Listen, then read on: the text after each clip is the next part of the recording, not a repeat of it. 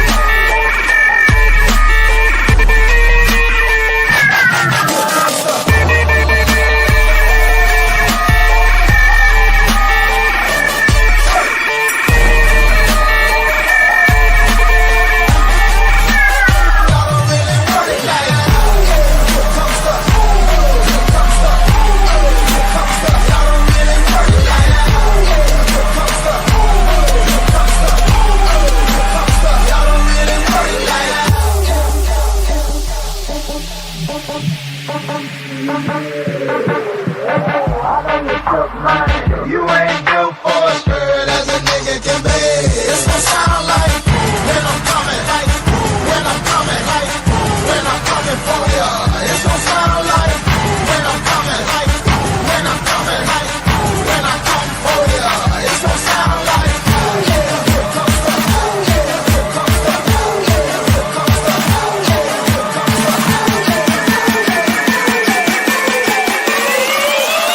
Y'all don't really worry like that.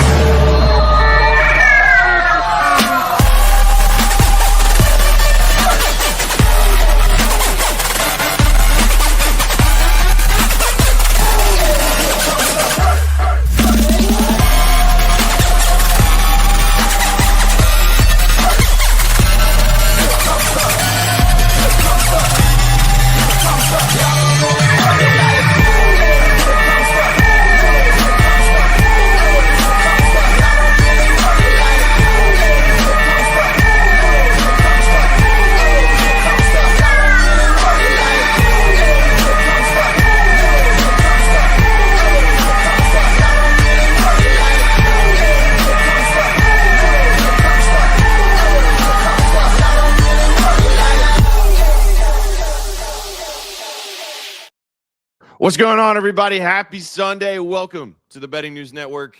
This is the Gridiron Gang. It's week 14. Vibes are high. Happy Sunday. Thanks for being here and kicking off your NFL Sunday with us right here on the channel. That is Trizzy Bets. That's V-Sauce. That's Just Suck.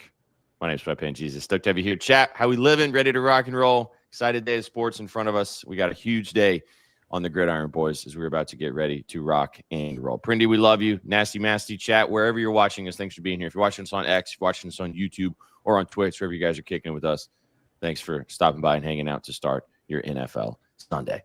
Boys, what a day we have in front of us. Sauceman's happy because the Packers play today. The Packers play the Bears. We're going to talk about huge divisional matchups today, guys. We got some massive games we're going to talk about throughout the entire slate, but how we living? Happy Sunday.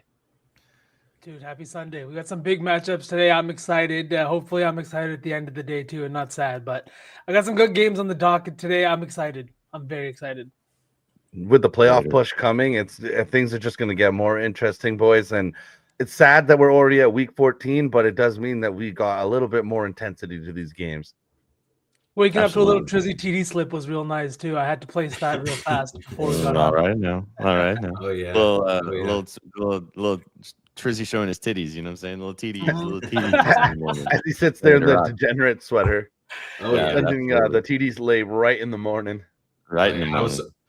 I was up firing this morning. I was go. up like extra early. I fell asleep during the Jan and Marab fight last night, so I woke up a little early this morning and got real fired up that Marab is not a champion anymore. So, Hey man, that was an incredible fight. The one before too. I mean, unfortunately for Pantoja, like obviously that arm break was nasty work, but I mean, Josh Van by KO. Yay. Yeah. Thanks for sprinkling on that. Thanks for telling me to sprinkle on that, my man. That was dope.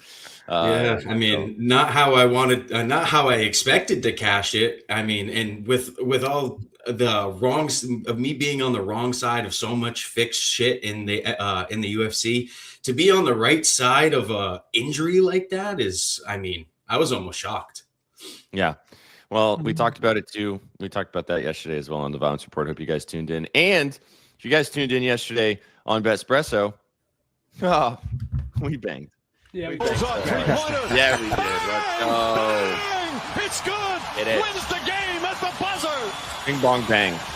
Plus It 1,000. was also boys. plus 1,000. Betspresso 4. It was also relatively sweat free, which you love to see. The under in the Ohio State Indiana game cashed. Jaime Jaquez PRA. He ended up starting. That was air.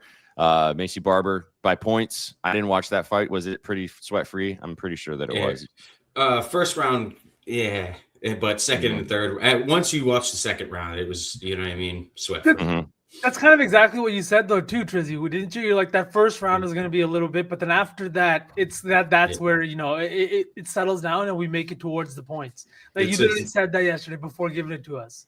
Yeah, first round, Silva got the takedown, climbed her back, and Barbara was kind of like fighting off submissions, kind of like I was saying, she's fighting for her life for the first round, and then second, third round, Silva accepted bottom position like for a long time. You know what I mean? Yeah. So, What about the draw, Triz? Old gummy bear tits. It's like we determined that the phrases like that are why I'm not allowed on Violence Reports because we just wouldn't get shit done. We would never get through the show. You would just laugh. Like 75% of Trizzy's cell job would just be you just chuckling and cackling in the side. Just like that. There you go. See. And then Illinois plus 2.5. Keep the points. They won outright. It was a great day on the Betting News Network. Hope you guys cashed in with us. In honor of that, didn't even tell us, took this in the background. We'll do a giveaway today. I didn't even think about it, but in honor of smacking yesterday, we'll do a giveaway today. Also, we will be putting some money in our pot for the tots. We'll do this last year. We did it. We did the season of giving leading up to Thanksgiving. We'll be posting about it tomorrow. But for the entire month of December, every parlay that we hit on the Betting News Network, 30% of the proceeds will go into a pot that we will donate to Toys for Tots right before Christmas to get the vibes out later today. So stick around. We're going to have some fun with you guys. And yes, it is Prindy. If I'm going to watch the Titans suck, at least I'm going to do it looking relatively fun. Got to do something about it. Shout out Colby. Colby actually sent me this like 2 or 3 months ago. He found it on eBay and was like, this deserves to be in SPJ's closet. So good vibes all around. Thanks for being here. We're going to play Stutter Dud. We're going to get into talking through this entire NFL slate with you guys. I know a lot of these dudes have so many things to talk about on all these games. I got plays. You got plays. We all got plays. So stick around. We're going to have some fun, like I said. And we're going to do a giveaway later. So if you are watching us on X or on YouTube, thanks for being here. Kick ass. Just keep watching us. Otherwise, if you want to be entered in the giveaway, though, come and hang out with us on Twitch, twitch.tv/betting news. And we will get you entered in the giveaway to give away one of our new hats. What's up? What's up? I'm starting to think that this might be Colby's burner because of how much he loves Colby. But no, I think it's just a homie of the program. All right, lads, shall we jump in, play Stutter Dud, and then get to it? You got anything else we want to gab about before we start? Football. Let's get to it. Chat, this is your weekly reminder to set your fantasy lineups. And if you're still listening to me, what's up, Soldier? If you're still listening to me right now through this fantasy section, that means that you're probably either in the playoffs this week or the playoffs start for you next week. So congratulations on being good at fantasy football. You can also just, not listen if your team sucks. I have a couple leagues where my team didn't even show up this season, and then I have some that I actually need to win this week. So this was an important segment for me. Stutter Dud, let's get through it real quick. Number 1, quarterback. Stutter Dud. Jaden Daniels returning for the Commanders this week. We'll talk about this game. Lots of contention between Jaden Daniels and 9 on the other side, but he's the 5th-ranked quarterback this week on ESPN, taking on the Vikings. Hasn't played since November 2nd after that brutal elbow injury. However, it was not as bad as expected. Did not miss the entire season and is making his return today. Trizzy, lead us off. Spare your lore for how you feel about the game until we get there specifically. But do you think Daniels is? I was surprised he was number 5. Are you surprised? Yeah, I actually am. I mean, it's his left elbow, right? I mean, that. Yep. I don't know. I played baseball my whole life, so like, to me, your left arm is almost equally as important in your throwing motion as your right arm. And to go through the throwing progression, I think it's gonna throw him off a little, especially if he's playing with this big ass brace. And I mean, I don't know. He's gonna be scared to run around a little bit. And I do remember this team was struggling even with him healthy at the helm. I mean, he hasn't been fully healthy all season. He was dealing with the hamstring, calf type of situation for a few games, but still, this team was struggling even with him calling the shots here. So I'm going to go dud. It's probably just I don't think he's going to really go off. Maybe they win this game, but I'll save my feelings for when I get there. But I think he's going to be in some trouble today. I kind of agree. I think this is a tough position for Jaden Daniels to come back to. Not only are you coming back after a pretty significant injury, I know it wasn't as significant as maybe initially thought, but now you're doing it against a defense that just blitzes at an insane level, right? They're going to get pressure. They're going to bring you different different looks, all kinds of different things. And you got to just think after the injury, and I know that football players don't play scared, right? But this is just one of the toughest defenses to face after that kind of injury. So I don't know if I'm super running to my fantasy to start him, but it's hard to say he would be a dud. Yeah, the rushing ability always makes him available to be a possible stud, even if he has a relatively pedestrian day through the air. But Marcus Mariota was actually playing better than him metrically. And Danny and I talked about this on Friday, that Mariota was good and he was playing better than Jaden Daniels even before Daniels got hurt.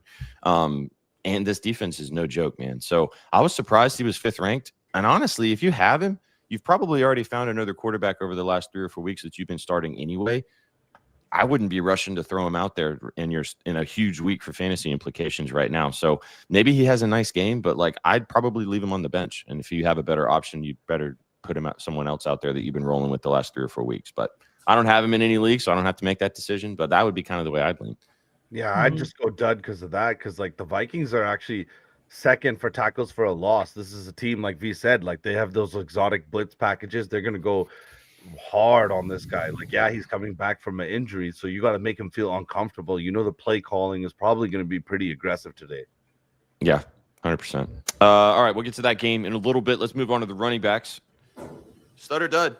Bijan. Now, this is a little bit of a different conversation because you're not sitting Bijan if you have Bijan on your team. Number 5 ranked, though, on ESPN this week, taking on the Seahawks, one of the best defenses in the NFL. Last week, he went crazy, 23 carries for 142 yards and a touchdown, 5 catches in 51, obviously, is always in his bag, too. However, the Falcons lost, and the Falcons season is pretty much cooked.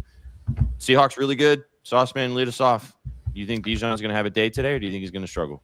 I mean, he probably does have a day, just like you said, it's Honey Bijan. But the problem is the red zone carry. He's just getting, he's not getting the touchdowns. Last week, he had 142 yards, 51 receiving. But it feels like every single time that there's a red zone carry, it's Tyler Algier. I know he got the touchdown last week, but it feels like every time there's 2 or maybe 3 touchdowns available on the board for this guy, he's not getting it. And in a situation where you see some running backs sometimes have those 2 or 3 touchdown days, especially getting closer to the playoffs, I mean, you're going to start him. It's just you're waiting for one of those 30-point explosions that you see from other top 3 running backs. But yeah, you got to start him. Mm-hmm. Yeah, you're not sitting him. But he might struggle, like you mentioned. And the red zone, that's a really good shout. The red zone carries is always a trouble thing. Also, again, Falcons still playing for pride, I guess, but they're cooked. Their season's cooked. So I don't know if that in the back of your head has anything to do with fantasy implications for a guy like that. But anybody else got thoughts on Bijan before we move on to the receivers? I mean, I hope he's a dud because I have the Seahawks to win the division. So help me out a little. Sure. Mm-hmm. All right, let's go to wide receivers. Number 3 ranked wide receiver this week, Jamar Chase. Obviously, Burrow returned last week, taking on the Bills this week. 7 catches for 110 yards last week in that big win on Thanksgiving against the Ravens. Huge game today for the Bengals, as every single game for this, then the rest of the season is pretty much must win. Do you guys think, you're not sitting Jamar Chase, but the Bills actually are one of the best passing defenses in the NFL? Sook, you can lead us off on this one. Stud or dud? Do you think Jamar's going to have a day? I do, because I see the name escapes me, but did you guys see there was somebody very prominent that thinks that the Bengals will actually go all the way to the Super Bowl? And there's a bunch of people actually betting on this. Wow. It's very interesting to see. And like Sauceman, talk to me about this, because like obviously the Bengals, like their defense is bad. They don't hurry. Like the Bills' defense is bad as well in some weird ways. Like they're not very good at hiring a quarterback. So like if Burrow can just sit in the pocket and pick this team apart, like do the Bengals have a chance to like absolutely destroy this team? Because the Bills give up points. Yeah, I completely think so. I think that this is going to be one of those games where it's cold as fuck in Buffalo today. It's going to be one of those games, and I think that Joe Burrow coming back gives this offense a new life. We saw it last year. They came up just short, but this year the division is just wide open enough that they could sneak into it, not only win the division, but this is a team where if you get in, it might be a little bit tougher. And I don't know about you guys. Last week, they looked a little bit better on the defensive side. So who knows? Maybe it's just an energy thing. Maybe it was a one-game thing with Joe Burrow being back. But, I mean, SPJ, you bet it. Talk to us. I mean, I took a shot at the Bengals to win the division at 11-1 2 weeks ago. Yep. Yeah, and now it's 9-1 or 8-1. Steelers and Ravens obviously play today, which is going to be a huge game. And like it's got a lot on the line for this team. I think he's going to have a day. This Bills defense, we'll talk about when we get there, is really nasty, especially in the passing department. So there's probably more opportunities for like Chase Brown to get going on the ground. But this is going to be a fun one. Like I'm going to have probably my Titans game on, unfortunately, because I'm not the type of fan that doesn't watch my team. And then I'll be tuning in to watch this game because it's going to be a banger. So if I have him, you're starting him. I actually do have Jamar Chase in the league. So you have him if you're taking him and you're trotting him out there. Maybe he doesn't have like an all-world performance today, but if the Bengals are going to win this football game / cover the 5.5 point spread, Jamar's going to have some big plays. So, I mean, and he totally can. Jamar, come on. Jamar. Joey feels any type of way about like how many like targets and receptions Flacco was getting him? No. They've been homies for so long. Like I doubt back it. to college, right? This is the same QB that said Justin Jefferson's the better wide receiver. Jamar Chase was sitting next to him. It was fucking hilarious. Yeah, their relationship is fine. He's back this week too, right? T, yeah, T's back this week as well. Actually, you know what? That's it. That's it for Stud or Dud. Go set your fantasy lineups. Last reminder, get involved. Hope you guys make the playoffs if you are at that particular point. And if you're looking for somebody to not make the playoffs, I hope that they fail for you. So get after it. And congratulations if you have made it to the fin. Vsauce beat me last week in our league for BN. So I'm cooked. So fuck you, V. In our other league, though, I have to beat Chef Razi this week in the chat league to make the playoffs. So it's whoever wins that game between me and Raz is making the playoffs. So GG's, Raz. Fun. So boys, it's been fun so far. I mean, paying attention this year has paid off dividends for me. So it's funny how that works, isn't it? Like, pay attention and set your lineups, and you do better. You're crazy. Oh my Wacky God. stuff. My roster is not set, boys, but let's keep going. There it is. That's how it goes. Just as a reminder, like I said, we're doing a giveaway today, so stick around later today in the show. Near the end, we will be giving away one of these Vibes hats. You can go check it out on our store if you want to. There are new hats. I actually ordered one in the mail. I'm excited to get it and start rocking it on the stream. Go check it out in the store. You can buy one if you don't win one today, but we'll be giving away one at the end of the show in honor of us hitting our parlay yesterday. All right, guys, shall we? Let's get to it. And honestly, let's just start with the game we were just talking about. Bengals taking on the Bills. 5.5 point dogs are the Cincinnati Bengals. Joey Burrow and company coming to town, taking on Josh Allen. 5.5 points, 53-point total. This is one of the biggest totals on the board today. Makes sense with these two high-powered offenses. It's going to be a great game. It's actually moved up to 6.5 in some places, so the 5.5 is still kind of juiced, but you can get a little 6.5 over there if you like that for the Bengals side of things.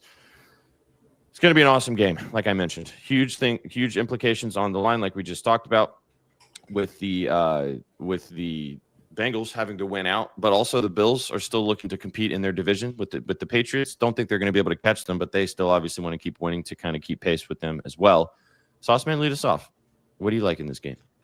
The guy I was just talking about, T. Higgins. I think his touchdown sitting at plus 180. That's what I was looking at. You got a bunch of juice on this side. You got Jamar Chase at minus 120. I know that Chase Brown is sitting closer to plus 105 just because of how bad this Bengals, minus 105 is what I was looking at, just because how bad this Bills defense has been. Honestly, I don't know. There's a lot of love for Chase Brown. I'm also seeing on the timeline, but if you're looking at the last couple of weeks, for some reason, Chase Brown and Samaje Perine have been splitting carries pretty like 50-50. And I don't know. I don't think that Samaje Perine is the like equivalent of a running back to what Chase Brown has done. He's also had some really big games over the last few weeks. The 75.5 rushing and receiving yard line was kind of sus to me. Trizzy, doesn't that feel a little bit low with how bad this Bills defense has been? Yeah, a little bit. If you look at his stats the past few weeks, though, I mean, Brown's kind of, even if he is splitting carries, he's been doing very well, in my opinion. I mean, I have him in a few fantasy leagues. He's dropped 15 plus points, I think, 3 straight weeks. So, I mean, even if he is losing touches, I think with Burrow on the field, he's probably going to be on the field a little bit more as well, just because he's the passing upside. So, I mean, it does seem a little low. Well, if it's cheese and bait, I took it. I like that. 73.5 rushing and receiving yards line. I got it earlier this week at 73.5. You can still get some 73.5s out there as well. Like you said, Sauce Man, I don't really understand this line. He's had 100-plus all-purpose yards in 6 straight games, 78 on the ground and 35 on the air against Baltimore last week. He is a good pass catcher, and as Triz just mentioned, with Burrow being back, him getting even more involved in the passing game. But this Bills defense is 30th in the NFL for rushing yards allowed. Like, they do get gashed on the ground. I don't think that they're going to want – I mean, Burrow's going to be able to move the football through the air because that's just what Joe Burrow does. But I agree with you. The line's sus, but I don't care. Give it to me. I like it. I think he's going to have a nice day today. I think you're right. Like, the defense has been bad. We've been fading it all year. I just saw the line and all of a sudden was like I don't know, but I think this is going to be a good game. I kind of agree with Chat, too, that I think the Bengals are a live dog today, and not just to cover the spread, but to win outright. Sometimes some games mean a little bit more. This is also a team that, like, these are the two of the 3 teams that are always consistently talked about as top of the AFC. I know the Bengals haven't lived up to it the last 2 years, but they've also been kind of just decimated by injuries every single year. Now they're kind of healthy. You got Jamar Chase, and Burrow back in the lineup. The offense could look a little bit scary. I think that's why we're seeing a total of 53, 54.5. So, what do you think in this one? I just hope that this game is a banger. I kind of want the Bengals to win out the rest of the season just because it throws a wrench into all of the standings. All the teams are going to go crazy. Like, even the other game we're going to see today with, like, the Steelers and Ravens, we're seeing so many implications coming up that if this Bengals team can just rip off 5 wins, I'd love it. Or 3 wins, or whatever it is.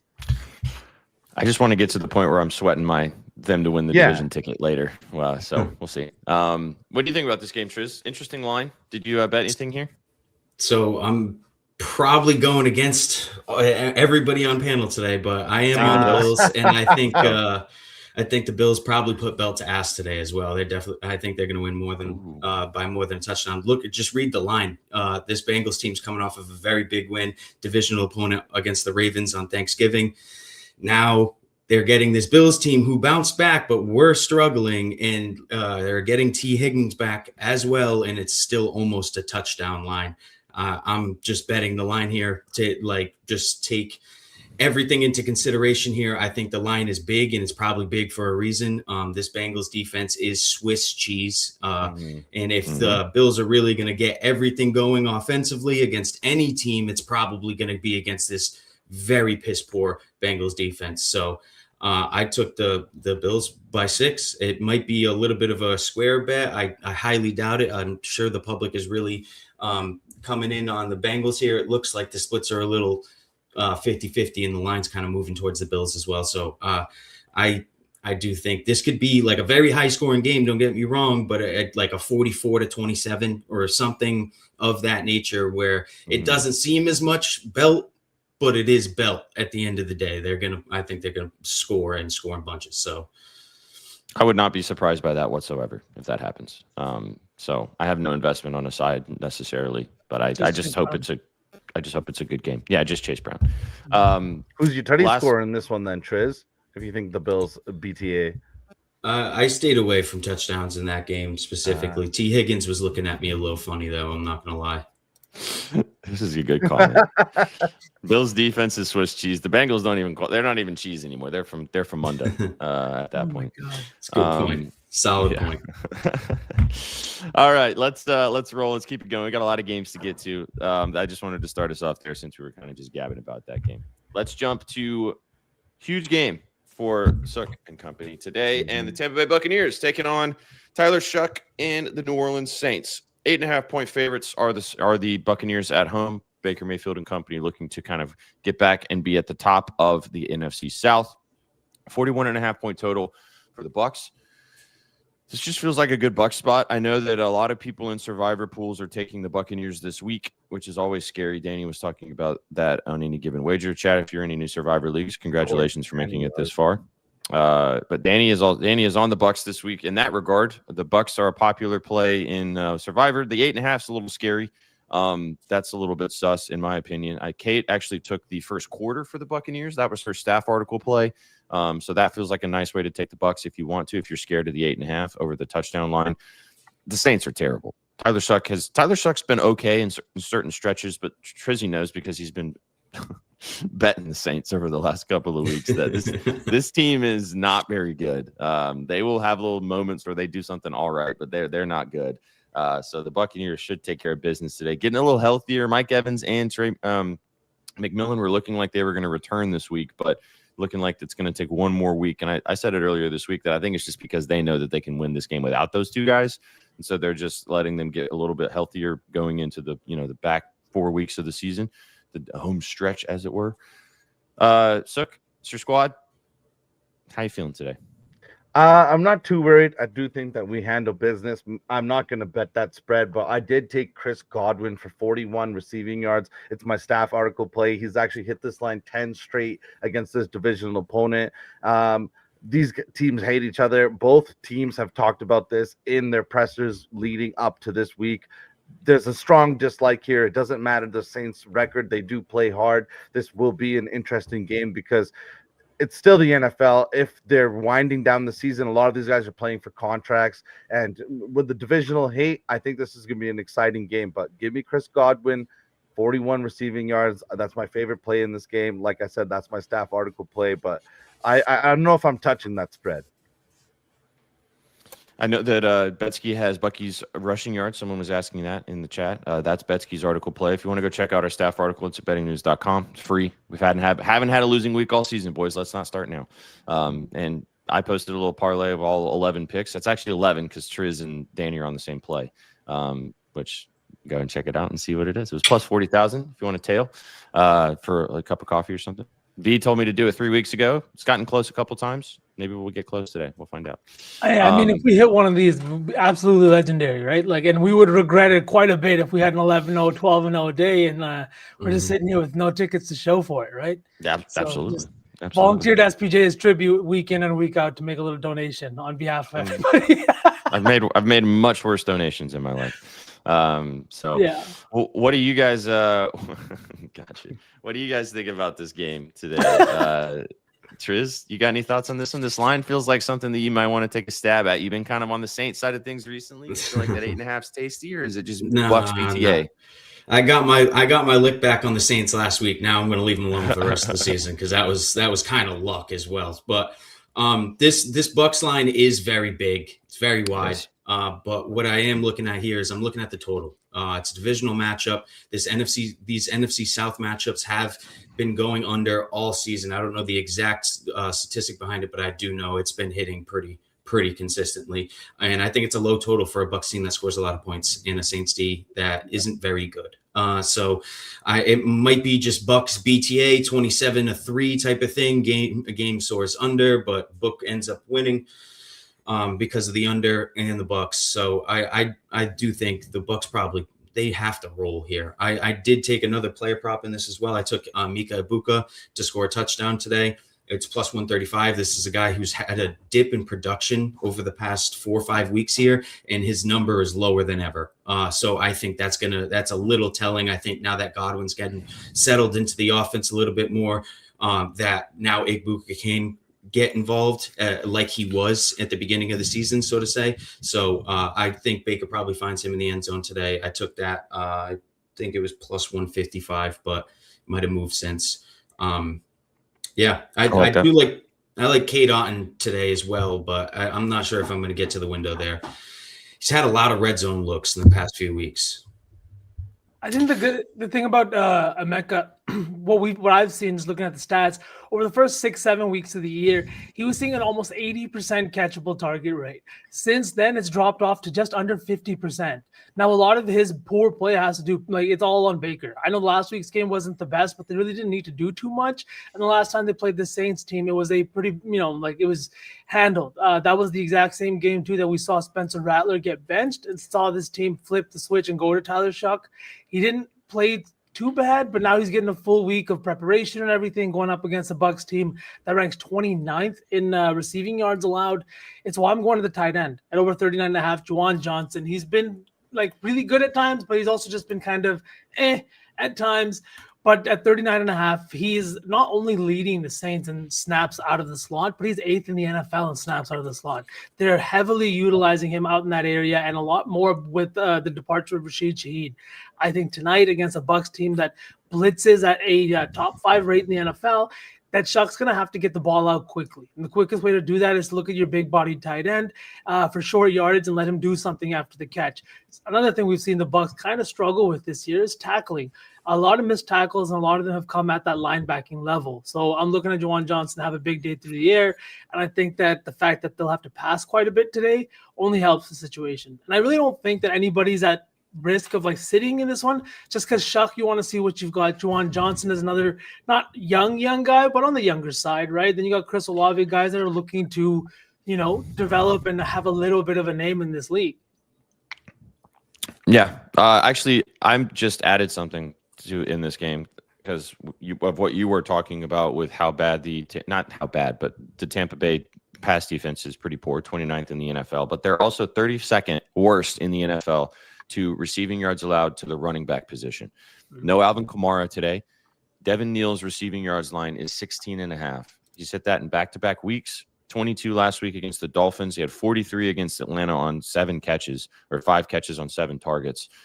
I feel the 16.5 is just a little too low for a guy who's going to getting starting running back touches. So give me Devin Neal over 16.5 receiving yards. That's gotten added to what I'm going to do today as well. I like that spot, but I think the Bucs should roll here. I mean, I would not be surprised if maybe the Saints mess around and backdoor cover this, like Trizzy was saying, but I think the Bucs your boys get the job done today, Suck. I will say one thing, though, is in divisional games, that second divisional game is always a little bit tougher. It's tough to sweep a team. No matter if you're tanking or not, the guys in the locker room don't like to lose back-to-back games to another division rival. No. It doesn't help that they don't have Kamara today just because of how much he means to that offense, so that's unfortunate. Also, I think Olave is questionable / he might be out. Have to double-check that, but that's also spasms. Even if he does play, I was a little bit hesitant. That's why I haven't brought him up.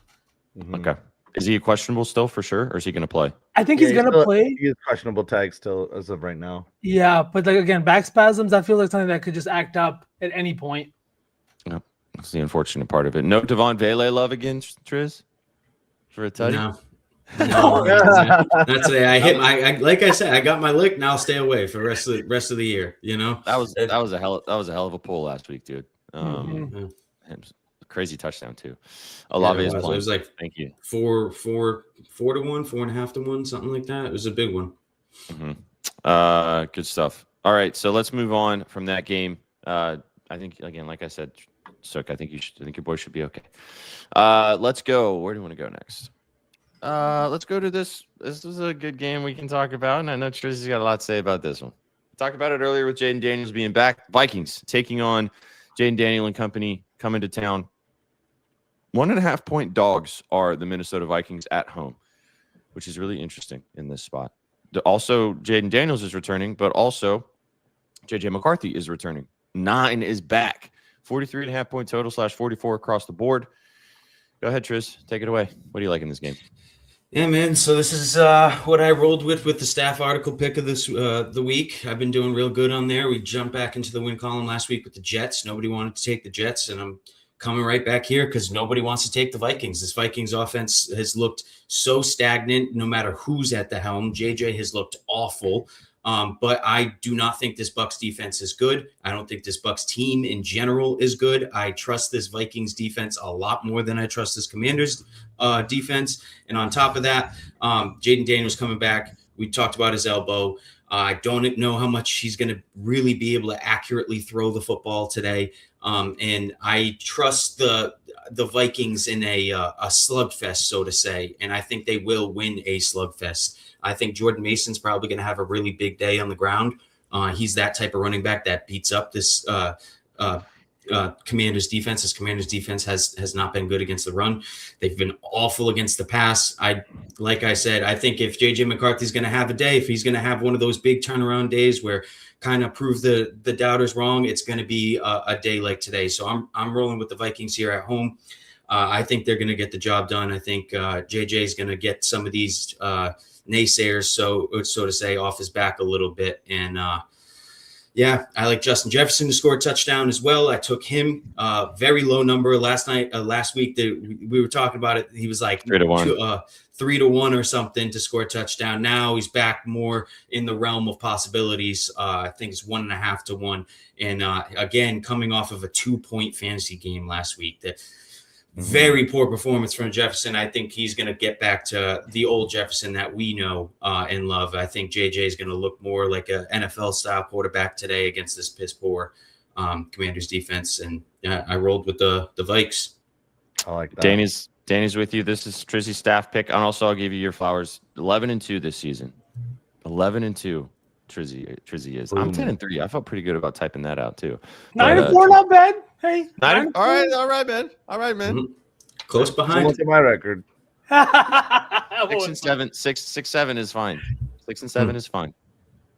It's fine. But Triz, I like that a lot too. Another reason that I'm kind of like looking at this, I don't know if you guys saw the comments made by some of JJ's teammates in the media, but Aaron Jones is kind of on the podium talking about like, hey, I've played football my whole life. You don't really have to simplify the game for me. And then Hawkinson too, he's like, as football players, we don't like to be like, we don't want it to be simplified for us. Don't treat us like we're stupid, right? To me, like, who are you simplifying the offense for? Who is the guy that's not understanding it? It's probably the quarterback, the first year guy that's starting for the first time. This is the time that you kind of come out and you prove yourself. You play well, you throw some touchdowns, you help lead your team to a win against a guy that was in your draft class. So we talk about this all the time in the NBA, but these are two guys, the same draft class, both QBs that played in college not together, but like at the same time against each other, came into the NFL at the exact same time. And the conversation, like as long as JJ is starting for the next 5 to 10 years, is going to consist of this guy, Caleb Williams, Jaden McDaniels, and Drake May. He's the only one kind of underperforming, and now you have a chance going up against a guy like Jaden McDaniels or Jaden Daniels. I don't know why I would say McDaniels, but this is a matchup that I think is going to be a little bit of fun. It's also why I like the Jefferson touchdown. I was even looking at Jordan Addison, but I think you're right, Trizzy. The odds on Jefferson make me look like it's going to go that way. And if you're Kevin O'Connell, you got to keep your guy happy, right? You don't want an offseason in which he's requesting a trade. The memes are everywhere right now.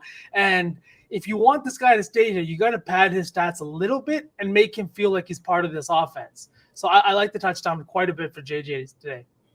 I would not be surprised if we look up and Jay Jettis has 100 yards and a touchdown today. So due for that. And as you said, Triz, this Commanders secondary is pretty bad. Just to say, you know who, I'll get on it ASAP. I thought we do have a quarter zip for any given wager, but I'll get a hoodie up there for you guys so we can get that rocking and rolling for you. There's a hat too. I just skipped the hoodie. I don't know what happened there. Damn it, graphics department. all the merch from all the different shows. You know what I mean? Any Given Wager being such a new show too. That's fucking awesome. Mm-hmm. Hell yeah, we love it. We love it. And yeah, Adam's also 10-3. Shout out Adam. We love to see that as well. All right, boys. Anything else for this game? Shall we keep it moving? We can keep it going. Yeah, I got nothing. I like your side here. It's so hard to want to bet on JJ McCarthy though, but which is why you have to. I know. I've been not to toot my own horn, but toot that shit. Consistently week in and week out, I am taking teams that nobody wants to touch and they keep cashing. So I mean, if it's not broken, don't fix it. I'm just gonna keep looking at the grossest lines on the book and see what makes sense in my head, or what I can make sense of. As you should. Jets, like just to name a couple, man. It's been ugly, but it's been nice. Yeah, it's nice when the money hits the account. That's for sure. All right. Speaking of, brother, Dolphins taking on the Jets in MetLife. 3-point dogs are the Jets at home here. 41.5-point total. Now, this is one of those situations, boys. It's December. It's cold. Tua in the cold.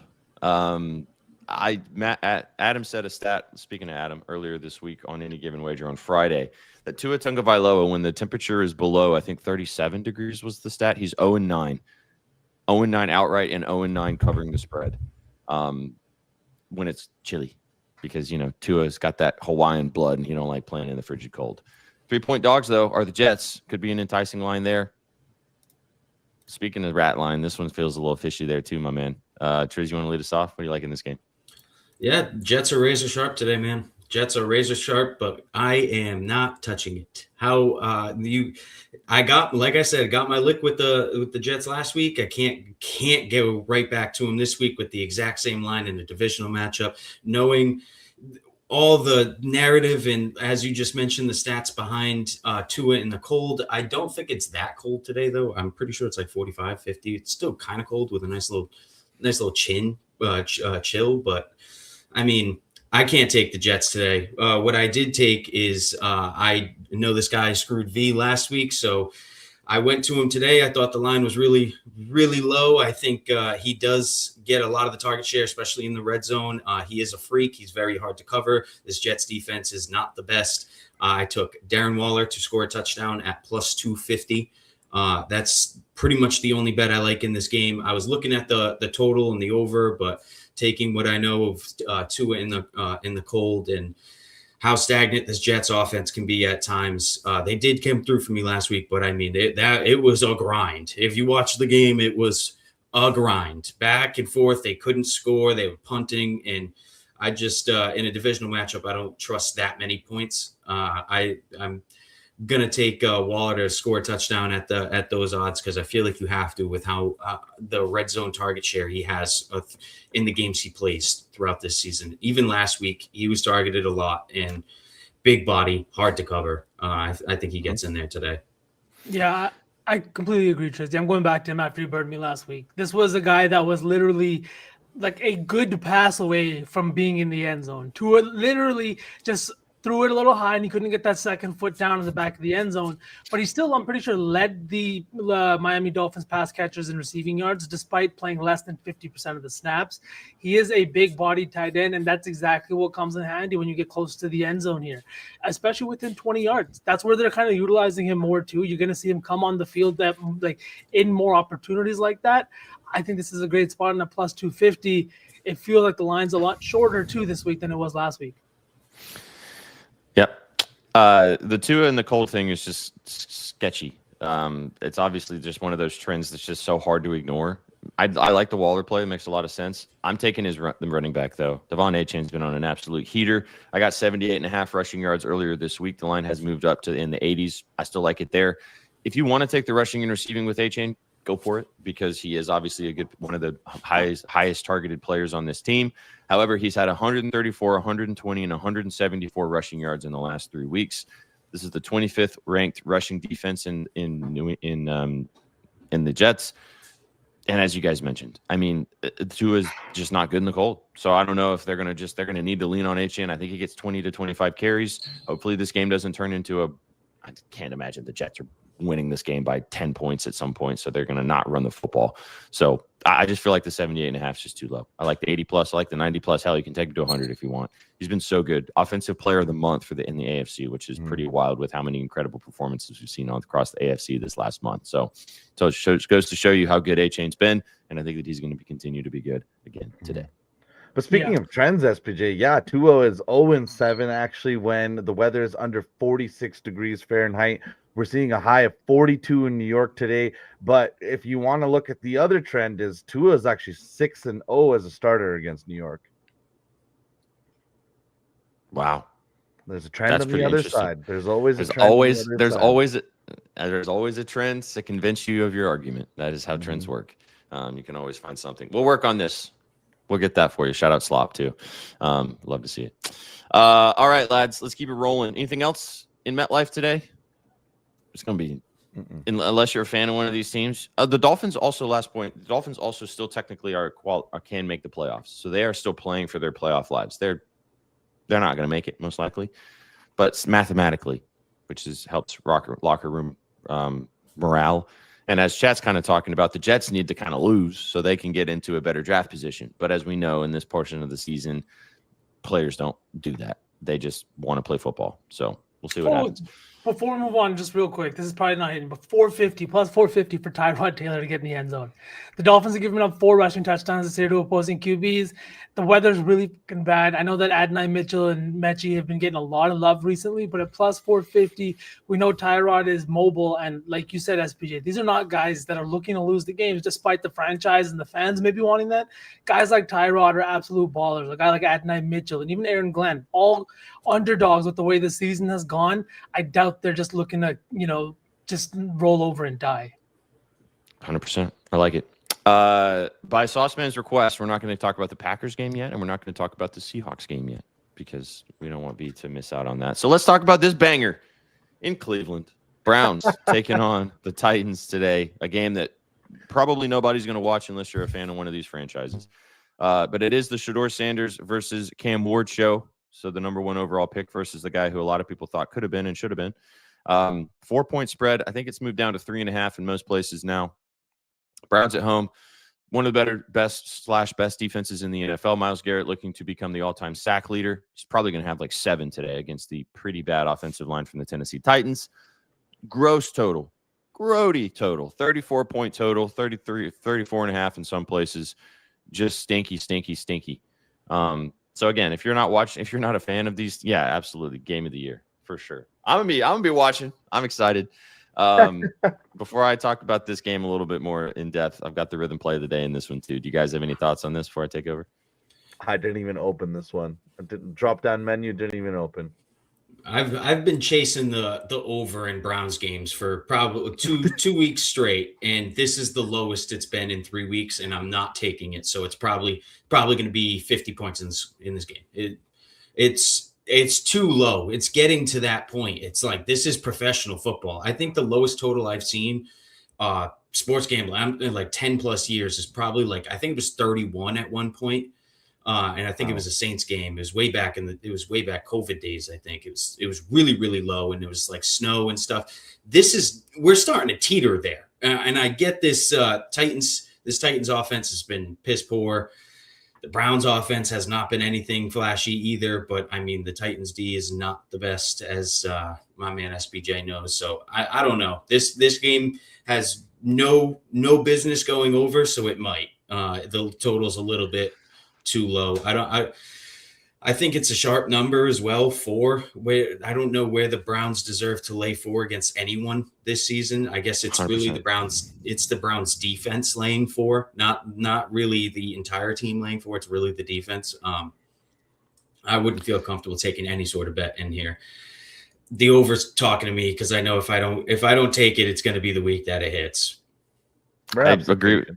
I agree with you. Exactly. There's also the situation of Cam Ward versus Shedeur, which we talked about, and they had that interaction in the offseason before the draft process where Shedeur was like, come and rap with me and things like that. And Cam was like, no, I'm a football player, dog. Like people gonna know me as a football player.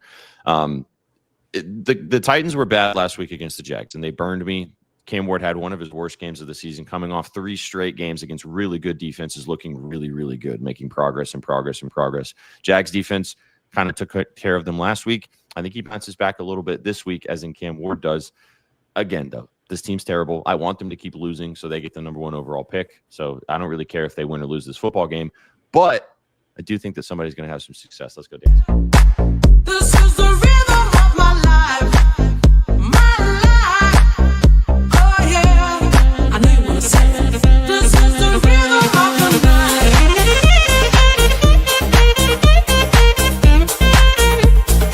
This is the rhythm of my life. This is the rhythm of my life.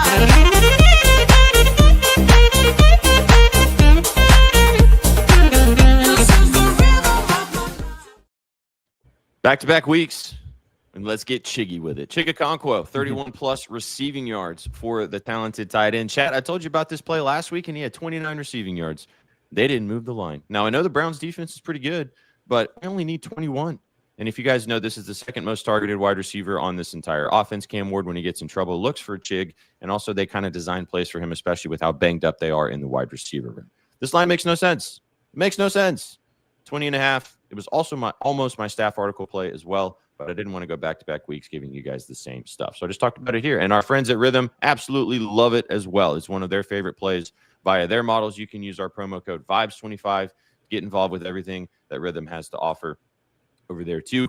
Guys, like I said, I don't really understand why this line has not been adjusted, but I'm going to keep taking it because this just makes no sense. Cam's going to get him probably 2 to 3 catches, and maybe he breaks a tackle and then gets most of this on one play. Again, the defense is scary. Myles Garrett's probably going to have 5 sacks. Like I said, his sack is minus 500, which is nasty. Oh my God. It's gross. But I really like Chig. Like I said, you can check him out. Go check out our friends and our partners at RITHMM, rhythm.ai. You can get involved with their app. You can use their platform as well. Use our promo code VIBES25. You can build your own models and find sexy little plays like this. Chigakonkwo, 21.5 receiving yards for one of their sharp plays as well. Not the model that you really want. You got to go to a different app for that. But the model that you need, go check out RITHMM and get involved with everything they have over there. Yeah, I think the Titans might win this game.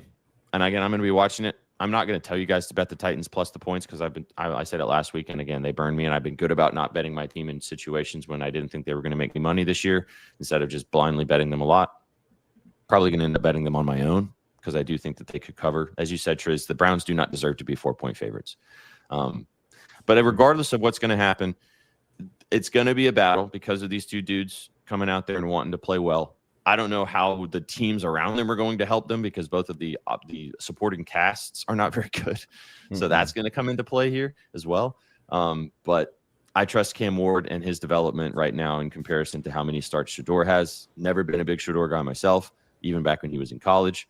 So I think that Cam's going to play better than Shedeur today, and I think that it could lead to a Titans victory. I just hope that Cam Ward plays well, Titans play okay, and they lose by a field goal at the end of the game. That's all I hope, so then that they keep the number 1 overall pick. That's what I'm hoping for. Put Shedeur and Myles Garrett in the middle of the field alongside Cam Ward and Jeffrey Simmons, and just let the 4 of them battle it out. That's it. Just those are the 4 guys we want to see today. That's it, right? Like outside of those, there's maybe some Alec Manor love and maybe some Harold Fannin Jr., a couple other rookies that have been good this year. But I agree, SBJ. I think it's very much a toss-up, but Cam Ward's looked really fucking good this year. That can't be argued with. 100%. Well, people will choose to argue with it. They're not watching the games. Well, yeah, for sure. Every time there's someone you try to also slander Shedeur at all, it turns into you're just racist. And it's like, Cam Ward's black too, guys. Like, come on now. It's in extremes. That the whole conversation, it just lives in extremes on one side or the other. Like, let's just be normal and watch him play football. Yeah, we could watch him play basketball too. That could be interesting. All right, let's move on. Again, stinky game. Maybe some people are paying attention to it. I'll be watching it. Let's move on to a game in another AFC South team. 2 AFC South teams with a lot more on the line, though. Jags taking on the Colts. Jacksonville right now are sitting at plus 1.5.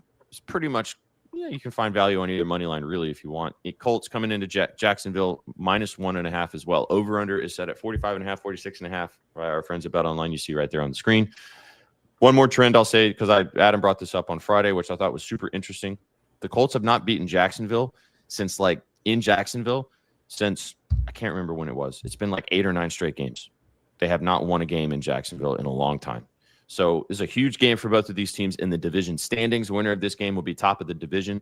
And like I was saying earlier this week, the Texans are looking to make a push right now to get involved with this division. A massive game for them on Sunday Night Football, which we won't spend too much time talking about, but we will touch on later against the Chiefs. But V, lead us off. What do you kind of like in this game? Massive battle between two teams that need to get a dub today. Honestly, this is one of those games where I was looking at it like it's going to be fun. Like you just said, it's the battle in the AFC South. The Colts have now lost 2 of the last 3 games, back-to-back losses for the first time all year, and they've watched their lead here in the AFC South slip away. The Jaguars have been involved in some ugly games. They had that big collapse 2 weeks ago or 3 weeks ago against the Texans, and since then, they've kind of gotten it together. Last week, we saw them handle business the week before that too. But I think it's because of this one guy that I'm about to talk about. It's Jacoby Myers.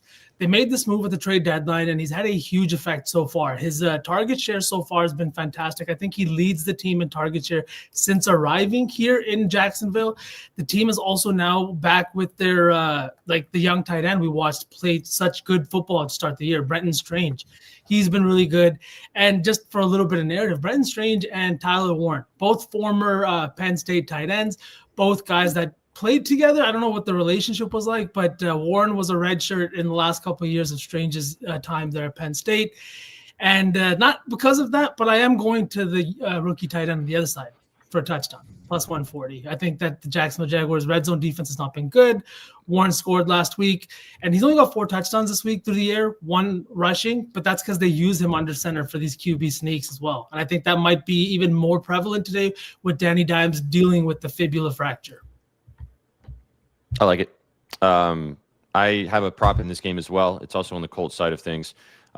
Moved to Scotia, so I got a little bit of a bad number, but I like Alec Pierce over 53.5 receiving yards, minus 115 to line I got on this. He's hit this in 5 of his last 6 games.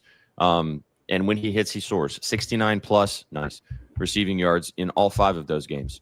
So well over this. He's the kind of their big play guy. If you guys have watched Colts games, then you know that he is like usually the one catching those deep bombs from Danny Dimes.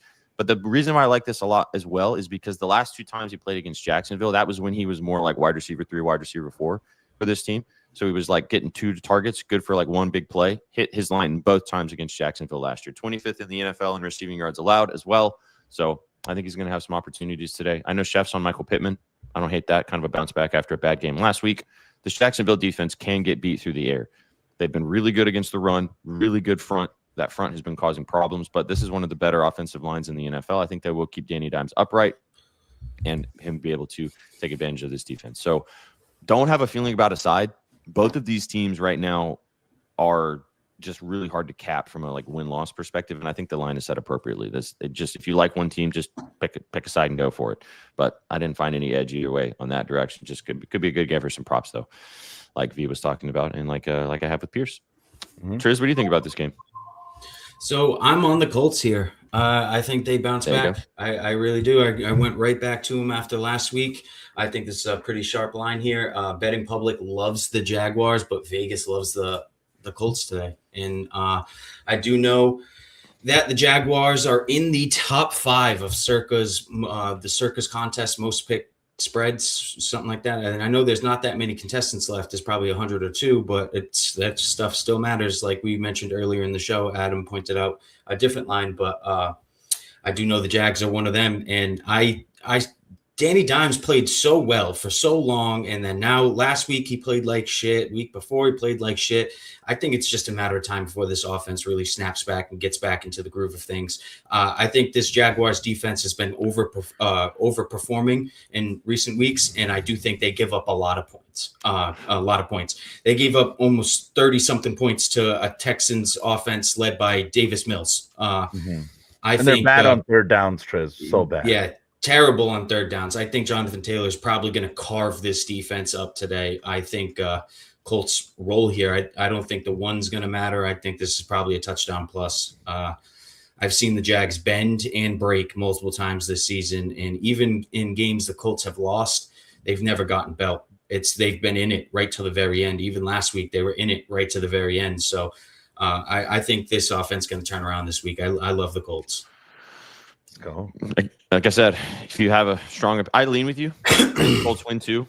but it's hard to back a team that hasn't won in Jacksonville since Nam. But maybe today's the day. Better team situation, and fuck the Jags.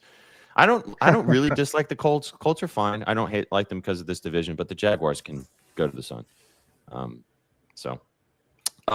Just got a text from Danny also, because I told you he's in Survivor, so he's still alive. And the Survivor League that Danny's in is like an $80,000 Survivor League, and so he is like, and he's now, this is the furthest he's ever made as Survivor. So he's in, and he said that on the show. I'm not like putting anything out there that's not common knowledge.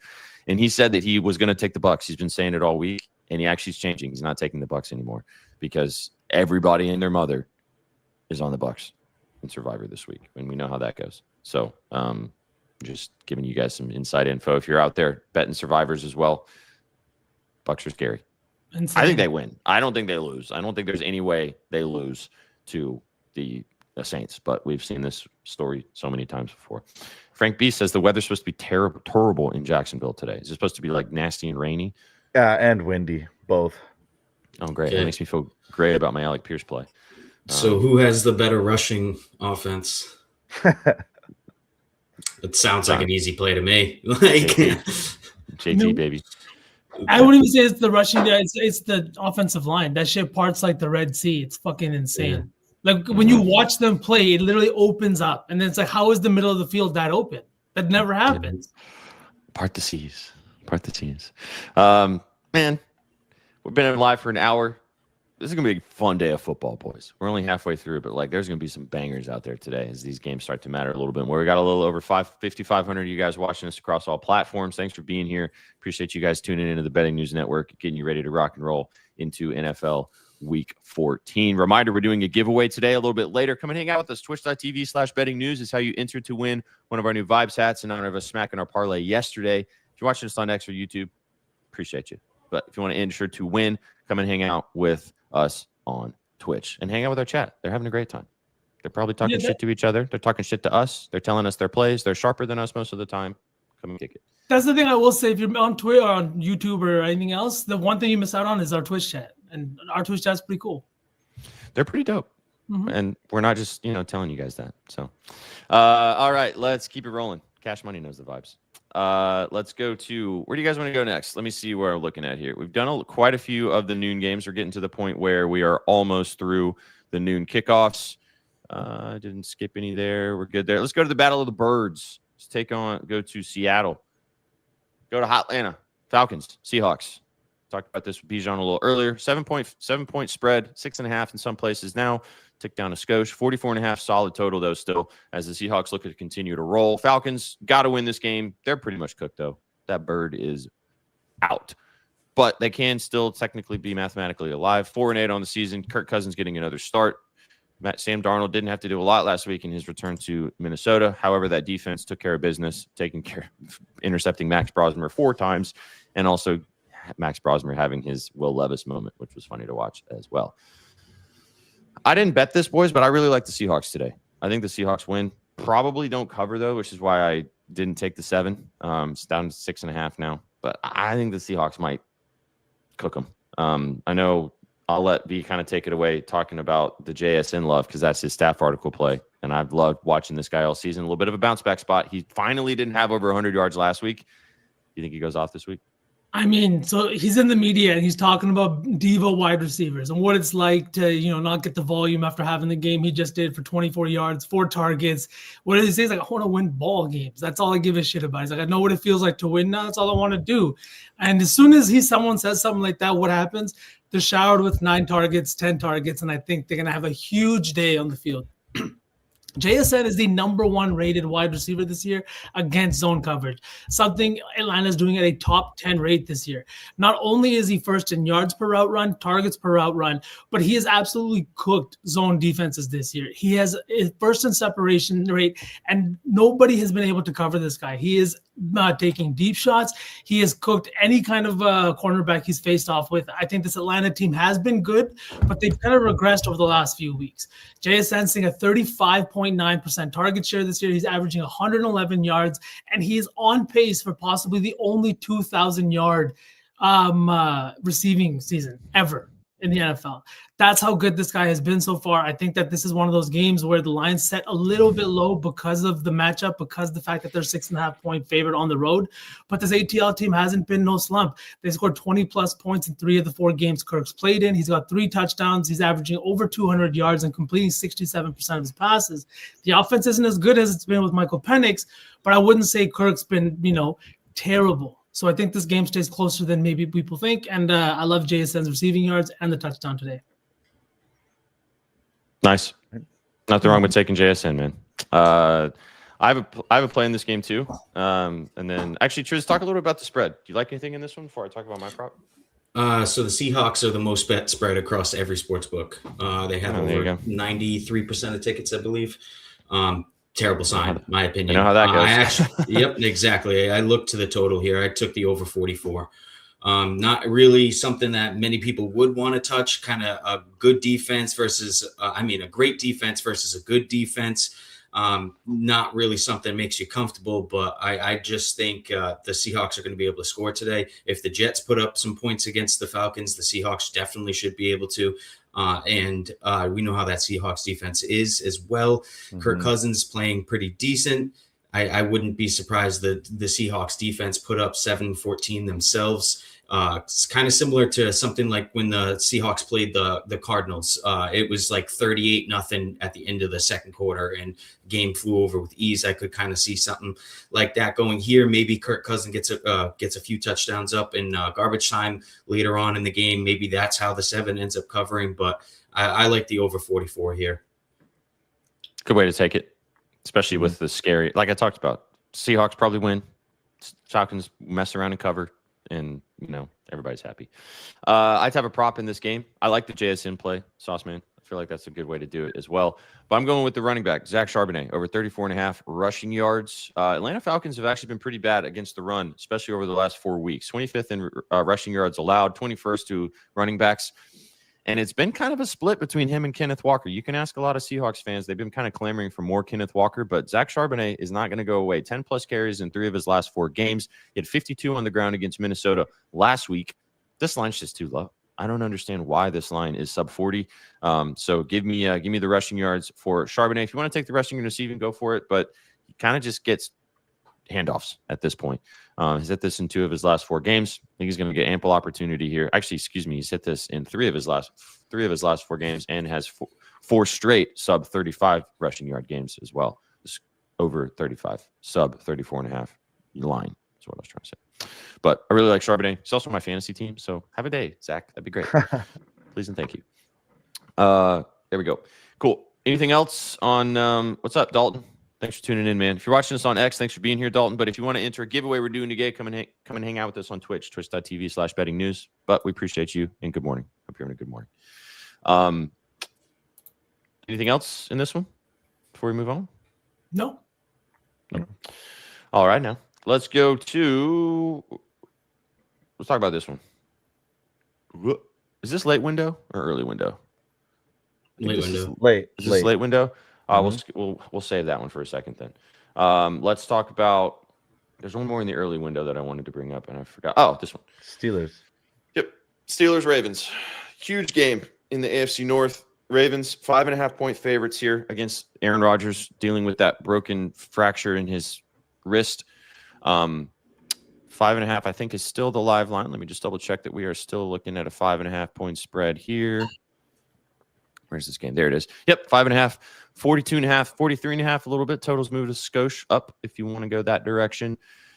The Ravens, both of these teams really need to win. Steelers especially, but both of them looked bad last week. Got to have bounce-back performances from both of these teams at the top of the AFC North. This is a battle for the top of the AFC North as we sit right now.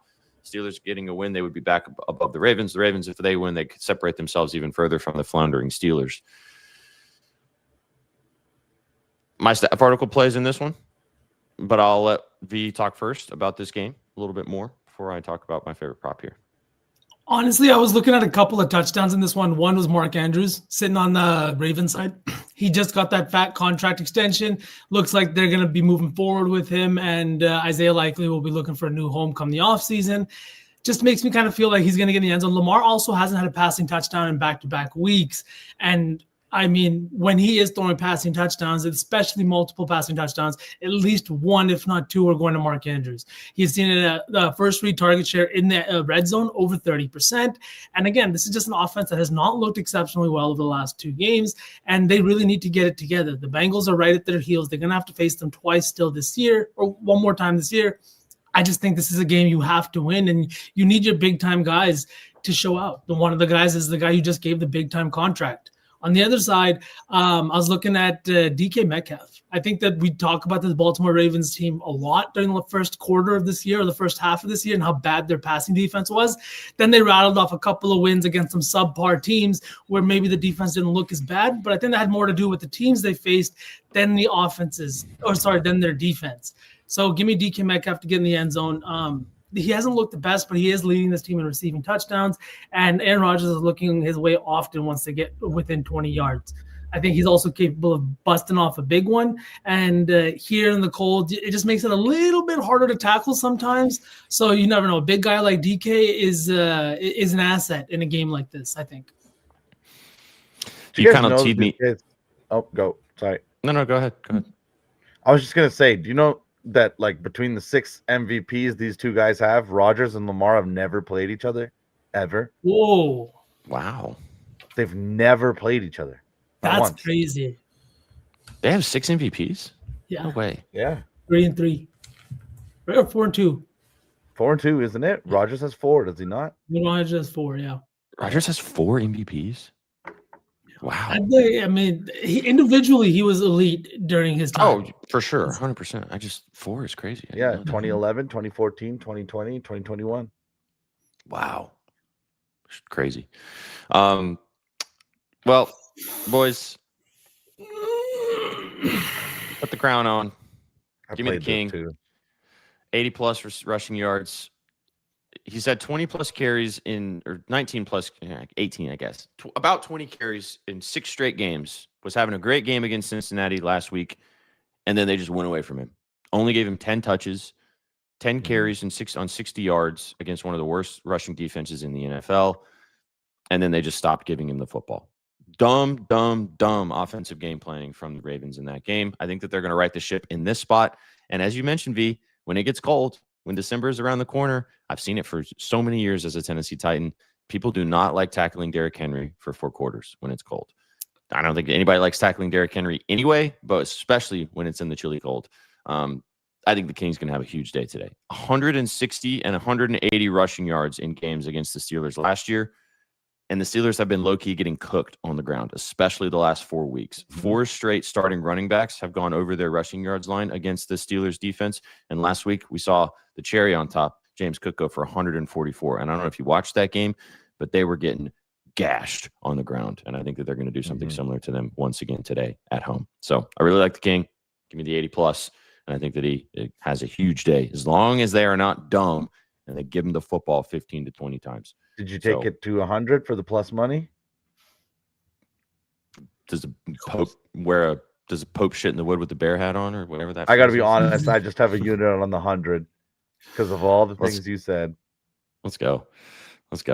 Yes. I completely agree with you-know-who, too. If you're not giving him the ball, if we're seeing some more bullshit like we did last week, the OC, maybe the head coach needs to go because that was disgusting. You know what I mean? You don't feed him in the second quarter, then again you do it in the fourth quarter. I honestly don't give a shit. If somebody's going to tell me Derrick Henry isn't a pass-catching back, I am going to show you the door. Like, he's a football player, and he's huge. Give him the ball. Don't make it hard. And just give him the damn football. There you go. Take over and B. Now you're thinking. Let's get Trizzy back up here to kind of wrap this up in this one. Then we'll move to the late window. Thoughts on a side here. Adam is, we talked about earlier, Adam's 10-3 in our staff article play. And that's one of those situations where he is on the Ravens, -5.5. So he liked the Birds to get the job done in this spot. I kind of like the Ravens too. Fade the Steelers. I feel like it's the right spot to take them, but I just went with Henry instead, which kind of leans into the Ravens probably getting the job done. Do you have a thought on the side here, Triz? I agree with the Ravens. I think the Ravens should bounce back pretty big time this week. They're bouncing off. They're coming off that loss on Thanksgiving Eve, where game kind of got away from them there, and here they come again. Another divisional matchup, laying a pretty big number, I'd say. I think Aaron Rodgers' wrist is not fully there. I think it is hindering him. It's going to keep hindering him. And I think this Ravens offense is going to click eventually. Lamar is going to start running again eventually. If you look at the past 3-4 weeks where this team has been struggling a little bit, Lamar's just not running the football anymore. He's really trying to make things happen with his arm. I don't know if it's because he's injured or what. Eventually, he's going to start running again. Eventually, the offense is going to start clicking on all cylinders again, like it was at one point. And I think maybe it's this week. The Steelers defense has been pretty good, but when Lamar's rolling, he's a former MVP for a reason. I just, like I said, I think he's going to start running. Once he starts running, this offense is going to look a lot better than it has. They're going to start putting up a lot more points. And I like the 5.5 with the Ravens today. Not to derail us, but since everyone's on the Ravens, did you guys see Big Ben say that maybe they should move on from Mike Tomlin, even though it's been 19 seasons under his tenure? I think this could be the season, especially if they don't go 500 and make the playoffs, that he'll get kicked. He'll get canned. And then come to Tennessee, Mike. Love to have you. Come and hang out in Nashville. You'd fit right in. Tough look from Big Ben, but I do agree with the sentiment. Like he does gotta go. Hey man, whatever. I can't think of a good metaphor about it right now, but whatever. You just need a young whiz head coach, man. Trust me. You don't want Mike Tomlin making Cam Ward throw to the sidelines 95% of the time. Like, trust me, you don't want to. Yep. Let's go, B. Dot. Let's go. This is dedication. Hell yeah. Dedication. We love you, B. Dot. We did go through this game already. If you want to watch the replay, but real quick before we jump to the late window, what did we have in this game that we liked? Bengals, Bills. T. Higgins touchdown. I liked a lot. We liked some Jamar props. I know Chef really likes Chase Brown touchdown, and then SPJ did rushing and receiving yards. Yeah, I took Chase Brown rushing, receiving, and then we talked about Jamar some. Kind of lean. Trizzy also likes the Bills to win and cover. I am on the Bills. On the Bills. I don't have a side play. I kind of like the over. I think maybe the over goes in that game, but those are the kind of things we talked about. If you want to go watch the full breakdown, you can rewind a little bit and go back to the beginning of the show, but thanks for asking. All right, let's move to the late window. I don't know how much time we're going to spend on this game, but at least bring it up here. Broncos, Raiders. Raiders are terrible. 7.5-point dogs at home, 40-point total. Broncos are frauds, though. Those damn donkeys. I ain't got nothing to say about this game. This game stinks. Of all the games, this one feels like the one I'm probably not going to pay attention to the most. Don't like the Broncos. They probably should win, but they'll end up probably messing around and not covering for some reason because it's the Broncos. And Geno Smith could maybe have a random awesome game thrown to that guy, Brock Bowers. Sauce Man, you're liking this one. Right there, that man, Brock Bowers. I'm going back in, 59.5 receiving yards. I know he had 4 targets last week, and he really made me sweat that out till he caught that second touchdown. But last week he had 4 catches on 4 targets, 2 of them being 4 touchdowns. The offense has not been good, and I talked about this last week, but Chip Kelly was literally calling plays that were never installed in this offense. Last week was the first week that they kind of had a new OC and calling plays, and it didn't look the best. They did not look good by any means, but we're looking at a team that just played this Broncos team a few weeks ago. They only scored 7 points. The Broncos scored 10 points in that game, and it was just super fucking ugly. But now they're going back inside in Las Vegas, and we're getting a total not high, but at 40.5. So I took the Brock Bowers receiving yard line. I think that he's missed a bunch of time this year. He's a guy that wants to play football and produce some big numbers. I took the 59.5. I also did take the touchdown. There's nobody else on this offense. I know Trey Tucker's had maybe some snaps and things like that, but with the Broncos and how good they've been in terms of pass rush and in their secondary, it feels like you got to give it to Bowers and get the fuck out of the way. You should. Absolutely. Triz, you got any thoughts on this game? No. I stayed far away. I think I took the under on the side last week between the Chargers and the Raiders. Raiders looked like donkey all game, under soaring all game, 6 minutes left in the fourth quarter, 21 points, the game goes over, or something like that. Or 21 points in the fourth quarter, game goes over. Got screwed there. Now the total is a little bit lower. If I was going to take anything, I'm looking at the total here, but I think that's the second total in as many weeks as I've lost on this Raiders team. So I'm just staying away entirely. Mm-hmm. Don't blame me. Like the Bowers play, that'd be the only thing I'd even want to think about touching. Broncos are frauds. RJ Harvey's in a good spot too, but again, Sean Payton goes through stretches where he just throws McLaughlin out there and Harvey just doesn't exist to him. So it's frustrating as a RJ Harvey owner in fantasy. Okay. So Chuck, any thoughts before we move on? Yeah, I did play something. I played Geno Smith under his longest passing completion, under 32.5 yards. The Broncos, sure, we might think they're frauds. You might have thoughts about Bo Nix, but that pass defense is for real. And I'm sure that Geno's got a lot of demons inside of him because he's hearing all of this noise because this has not been a good season for Las Vegas. I kind of like that. It's pretty surgical. It's an under. It's disgusting, but I did it. Surgical. It's surgical. All right, the last two late window games, and then we'll start cooking. We're hitting the parlay today, boys. I'm feeling it. Cardinals, Rams. 9-point dogs are the Arizona Cardinals at home in Glendale. 8.5 in some places. 48.5-point total. 47, as you can see on the screen. It's up a skosh, depending on where you're shopping. I mean, this just feels like a Rams spot, but that's a big number. And Jacoby Brissett has been pretty good for the Cardinals. Nothing to play for as they are eliminated from playoff contention.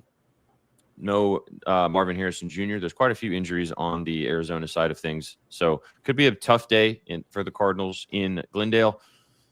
I have a prop in this game that I like, but Triz, do you like anything in this game? Feels like maybe an over spot points. A divisional matchup, it kind of scared me away from it. My thoughts though, I wanted to take the Rams. A little scared off. Here was my thought process. They hung a huge spread on the Rams last week against a better team, the Panthers, and the Panthers won outright. They had no problem turning around, giving them 10 points in a divisional matchup the following week. So I think the books are kind of expecting the Rams to bounce back big, probably put belt to ass, but I'm going to stay away. Just this Rams team has scared me on big spreads a few too many times this season. So I'm just going to go away. I do think that spread is very telling, though. It's a lot of points. Mm-hmm. I agree with you on that. Spread is scary, but the Rams should bounce back. I'm taking Jacoby Brissett. I took his passing yards over 249.5, minus 115. It's hit in 7 straight games. All the games he started this season, he's had 250 plus. 300, 317, and 452 in the last 3 games as well. And I know the Rams defense is very good, especially that defensive line, but they have been allowing a lot of passing yards. Bryce Young went for 206 last week. 3 of the last 4 quarterbacks to take on the Rams have gone over their passing yards line. Sam Darnold, Mac Jones, and Bryce Young. Baker Mayfield did not, but that was the game he got hurt. So can't really count that game specifically. Yeah, I think Jacoby Brissett's going to keep cooking like he has been. Do I think it's going to lead to a win? Probably not. Michael Wilson's also in a really good spot too without Marvin Harrison Jr. in the lineup for the Cardinals. Michael Wilson has been fantastic. 36 last week on Marvin Harrison Jr.'s return, but in back-to-back weeks before that without MHJ in the lineup, incredible target share, 18 and 15 targets, 15 and 10 catches, and 185 and 118 receiving yards. His line's 72.5. Don't hate that either. Would not be surprised if we look up and Michael Wilson had yet another 100-yard game. Don't think it's going to matter for the Cardinals, though. But I like Brissett. That was the one I took at 249.5. Yeah, I like that. I was looking at Michael Wilson just because of the target share, like you said, SPJ over the last few weeks. But I took a touchdown score on the other side, and it's not Devontae Adams. Devontae Adams is at minus 150 today. I think Puka's minus 120. I think everyone's kind of expecting Matt Stafford to have a little bit of a bounce-back game after last week. And while that's probably very likely, the guy is going to come in, and he's had 3+ passing touchdowns multiple times this year. A guy I'm looking at is Kyron Williams. Williams has scored in all 4 of his starts against this Cardinals team. He's also played fantastic against them, averaging 95.5 yards and nearly 30 yards through the air. This is a guy that is still dominating the red zone touches despite splitting carries with Blake Corum, and a guy that is dominating red zone targets in terms of running back targets.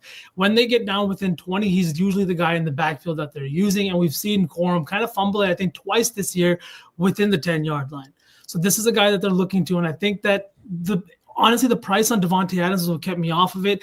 I think there's going to be a lot of people just running to the window to bet this Matt Stafford redemption and the fact that he's been an MVP candidate. But like Trizzy said, this is a 10-point spread here. The over-under sitting at 48 in a divisional matchup. There's going to be points scored in this one, and usually when the Rams are scoring a ton of points, Kyren Williams is likely to get into the end zone. They also rank 4th worst in the amount of red zone rushing touchdowns allowed. They've given up 11 this year, and they've given up a touchdown to the opposing running back, I think, in 5 straight games. So I love everything to do with Kyren today at minus 105. Yeah, I'm seeing plus 100. I like this a lot, B. It's kind of more of a zag when you've been zigging sort of situation. Back-to-back games, like you mentioned, as well against the Cardinals with touchdowns. So, yeah. And usually I don't like a plus money on a running back. That's super fucking sus. But when you were playing with Davante Adams, a guy who has 12 red zone touchdowns, it's there for a reason. They're not running from the 1-yard line, so you don't get those opportunities. This is probably going to be from a bigger play or something where they take away Davante. But in a divisional game, that feels like the first thing you have to do is eliminate the guy that burned you last time this year. Also, because you mentioned this too, Kyren Williams, his receiving yards line is 10.5.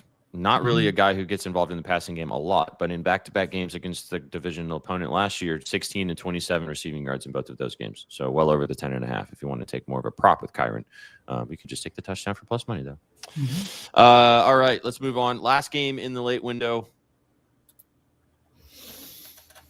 We made it. Packers, Bears, huge battle in the NFC North. 6.5-point favorites are the Packers as we sit right now. 44.5-point total. It's such an interesting game because it's a bigger spread than I was expecting when the line dropped, especially with how good the Bears have been. Packers have been good too, so that makes sense. But this line felt a little high. Still feels high to me, which makes me lean with the Packers. So shout out to you, V. But take it away, man. You've been talking about this game all week. You and Danny did a great piece on bettingnews.com. You guys can go and check out what they both had to say about this game as our resident Packers and Bears fans. What are we thinking? Man, this is going to be a good game. And just for this sole reason, this is the most meaningful Packers-Bears game that we have seen in maybe 6 or 7 years. Just because now both teams are not only competing, but they're competing for top spot in the NFC North. They're also competing for a top maybe 2 or 3 seed in the NFC. The Bears are 9-3. They have won games, and that's what counts at the end of the day, right? You can only beat teams that have been in front of you, but there's a couple of things that have stood out to me, and one is Caleb Williams, his completion percentage being 59%. He's a guy that's now had back-to-back games under 60% for a completion rate. He has not done a good job of getting his receivers the ball, and this is a team in Green Bay that has not given up a ton of yards on the ground. That's exactly where the Bears have been dominating. We saw it last week against Philly. Both Monangai and DeAndre Swift absolutely went bonkers against that Philly front seven, and I don't know if that's going to happen again. On the other side, I think that this is a Packers team that has been running the ball very well now for the last couple of weeks and will continue to do so this week. It's also why Danny likes Josh Jacobs' rushing yards line this week. That was his play of the game. I know. I was surprised too, but he likes that one.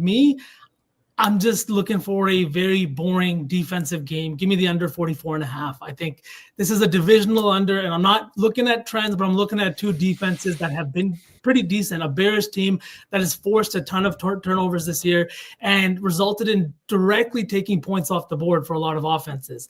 I think this is a game in which both teams are going to have to grind it out a little bit. I think both teams are going to lean on the run very heavily.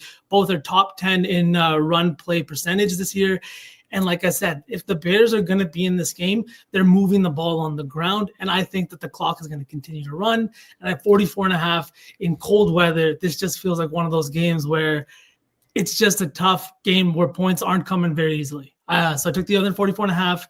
And then the last play I have in this one is just Christian Watson to get a touchdown. This one is purely narrative based, but last year, week 18, this is when he tore his ACL. It was unfortunate. It was a freak accident. They were about to go into the postseason. He really didn't even need to be playing. It was here at Lambeau against the Chicago Bears team. He's had some big games against them. Didn't score against them last year, but it just felt like a little bit of poetic justice for him to get in here at plus 180. So I took Christian Watson at plus 180. I like that. I also like what you had to say about the game as a whole. Go check out V's article, V and Vanny's article. Danny also was kind of talking about Jacobs all week. So and he's a tempered Bears fan. Mm-hmm. One thing I looked at also Shaggy's article play, staff article play is the under. So that was Shag's play that he liked a lot as well. I like DeAndre Swift or Monungai. I like their carries. The rushing attempts for both of them is at 11.5 for plus money. I was surprised that Swift's was 11.5 for plus money. He's had 18, 8, 21, and 13 carries in 3 of his last 4 games, and also 20 and 14 in the games last season against the Packers. So I like that for plus money, but I'm probably just going to watch this game. I don't really have anything I like a lot. I like the under. Maybe we put that in our sides and totals lay. I felt like that's a good spot you like it. Shags likes it. Makes a lot of sense. So, all right. We have our special guest joining us. We love when Chef comes and hangs out with us right at the end, and then we'll get to cooking, boys. We made it to the end of the slate. We can touch on a little bit of Thursday or Sunday night football before we do that. But let's get Chef up here to chat about it. Chef Ree, what's up, goats? Hey, brother. Hey, how you Chef. doing? How you doing? Happy Sunday. Happy How are Sunday. you? Good. How are you? Definitely ready to fight today? It's not going to be a fight. It's going to be like a soft cradle to the bottom of the division for you guys. Just Okay.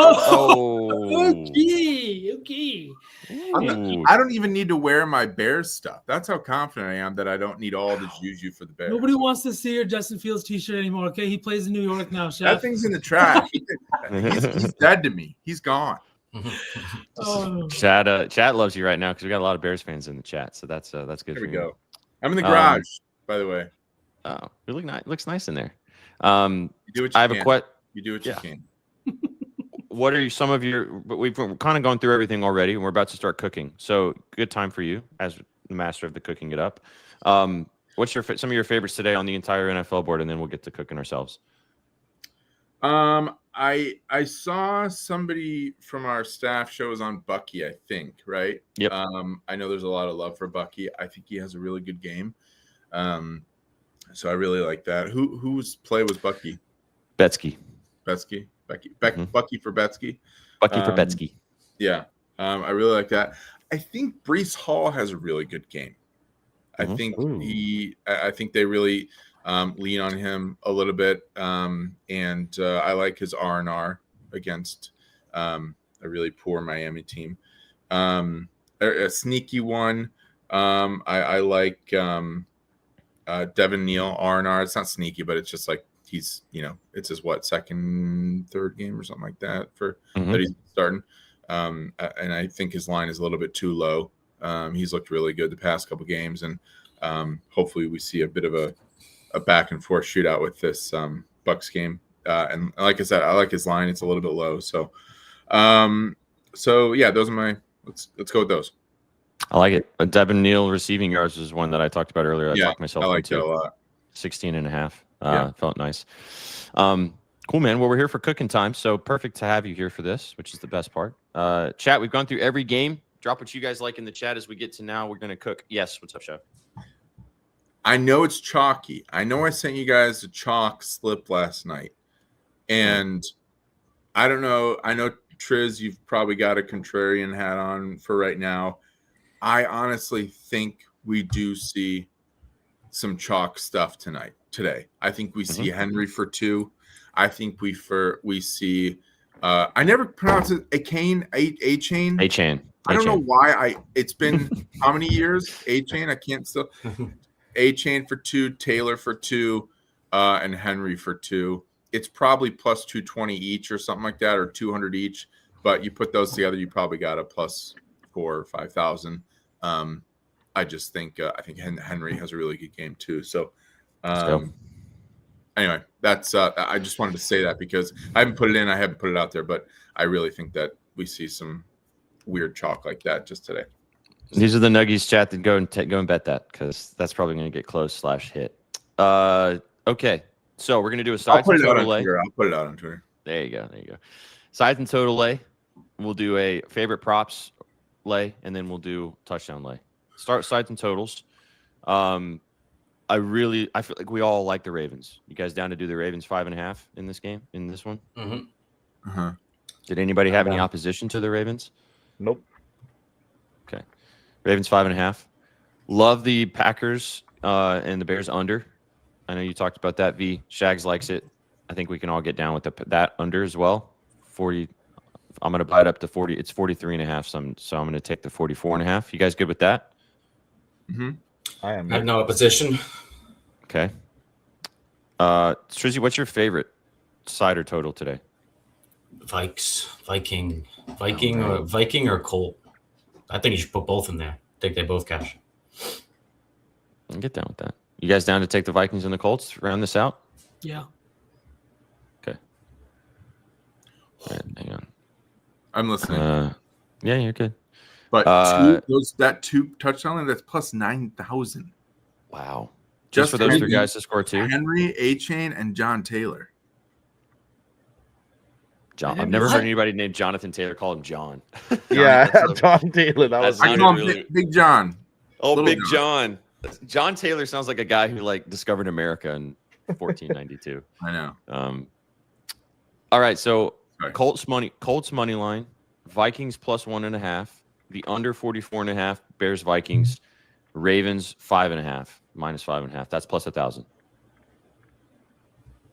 Feel good? Feels good. Feels great. Let's roll. Okay. You want to Go read with it out that? one more time for me? Yes, sir. Colts money line, Vikings Oh, hey, plus sir. 1.5. Hey, Chef. You guys are literally next to each other.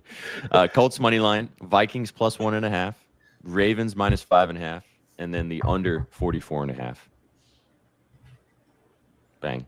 Ooh. Plus 1,000.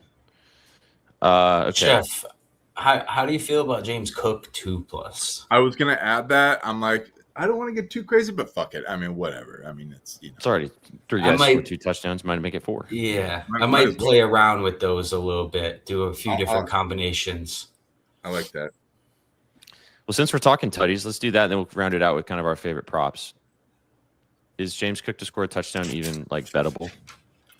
Minus 200. Yeah, GG's. Okay. Touchdowns? Justin Jefferson. Yeah, I like that. I like that. Jettas.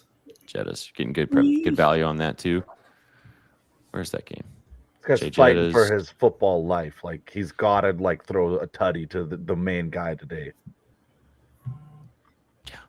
All right, plus 155 to start us off. So, Jay Jettas. Okay. How do we feel about Tyler Warren? In that Colts game? I mean, we like the Colts, so I can get down with that. Is that your favorite, V? Either that one or I was going to go with I liked your Kyron play. I like Kyron too. I know it's only plus 100, but I like that. I'm actually down to go with Kyron. If let's see what we end up with this third leg. If we want something juiced, we can go with Warren, or if we have something else. Does anyone have anything else? I'm not opposed to Warren. Anyone else have anything else they felt strongly about? I do like Chris Rodriguez. It's plus money. It's like plus 160. It's in the same game as the Jefferson one, but not to say we can't do that. But didn't somebody like a Mecca? Yeah. Oh, Trizzy liked Ibuka or JSN from you know who. That's nice. You liked Ibuka too, B? Yeah, I like Ibuka. I do like JSN as well. I like JSN. What's the value of JSN? It's like minus 105, I think. Let's do that. Do we want to just go JSN, Emeka, and Kyron then? Make this 4 legs? And go with and then Jay Jettas? Yeah, and Jay Jettas. Because Kyron and JSN both plus 100 area right there. Mm-hmm. I know it's greedy with 4 legs, but 3 legs hasn't hit either. So, so 3 legs hasn't hit. Let's add another one. Why not? All the best animals have 4 legs. Yeah, there you go. Jefferson, Thank you, sir. Kyron Williams, Jackson Smith to Jigba, and what was Ibuka? Emeka. Hakuna Matata. Plus 2,000. Feels good. That does feel good. Justin liked your Warren play, so don't forget that one. That's a nice straight one too. Get Tyler Warren in there. I got coin on him too. We got it, Justin. Let's cash that one out, 20-1. please. Feels nice. Okay. We're cooking, boys. All right. Favorite props. I'm going to start us off. Give me the king. I'm putting Henry in here. I don't think anybody has any opposition to throwing King Henry in here. None. Just the rush yards? Yeah, 80 plus. Okay. Chef, what's your favorite? You want to do Neil? You seemed like you like Neil quite a bit. Or did you want to take something else? Yeah. You want to do R&R or just receiving? Yeah, R&R for sure. Okay. 63.5. 61.5. Okay. Sauceman, what's your fave? What do we think about? I don't want to take Bowers just because of That game, yeah. Yeah. What about Jacoby Myers? Over 54.5, I believe, is the line for receiving yards. Do we think the Colts are going to be up? I love Myers today. Love him. Well, then let's roll. 51.5. Mm-hmm. Should we take the 50? Cut the hook. 50, yeah, cut the hook. Okay. Myers 50. Okay. All right, that's 3. You guys done a roll with A-Chain today? Yeah. I like him too. Or do we want to take something in that Bills Bengals game? Like Cook? I was even going to say Chase Brown. Or Chase Brown. Yeah. Chase Brown rushing receiving. I like his R&R quite a bit, yeah. I do too. Chat, what you guys decide. Do you want to do Chase Brown rushing and receiving or A-Chain rushing? You guys decide. You tell us. I think we go Brown. I think we go Brown. What You always go Brown, baby. What can Brown do for you? Oh my God, Trizzy's just shaking his head. Both from regular Hooper. Let's go. All right, that's plus 1,000 as well. Chase Brown, 73.5 rushing, receiving. Jacoby Myers, 50 plus receiving. Devin Neal, 61.5 rushing and receiving. Derrick Henry, 80 rushing, plus 1,000. That feels nice. It does feel nice. That feels nice. Brown. Okay.